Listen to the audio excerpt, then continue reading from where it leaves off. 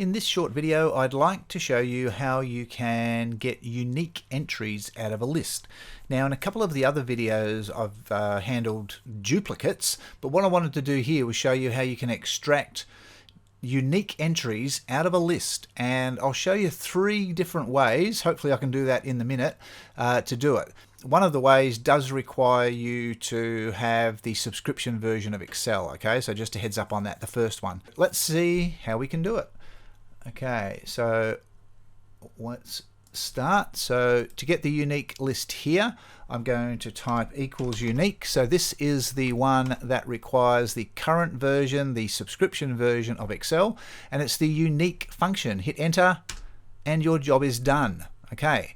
The second way is to use what's called an advanced filter. So select the range with all the states, click data, advanced, copy to another location, unique records only, copy to, specify the cell, so I'll just put it here and say okay. Cool, that's done.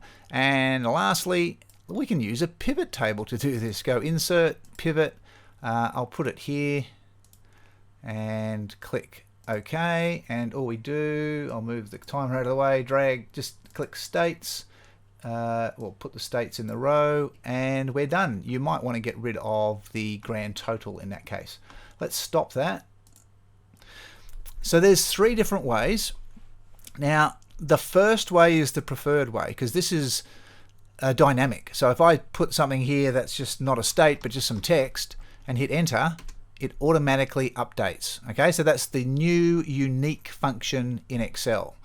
So that's in the subscription version of Excel. The second technique that I used is an advanced filter, and that has to be redone for that those T's to actually pop up. With the pivot table, you do need to go right click refresh.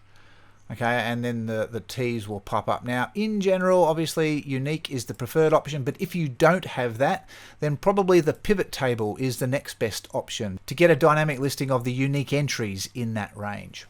Hope you found that useful. Thanks for watching.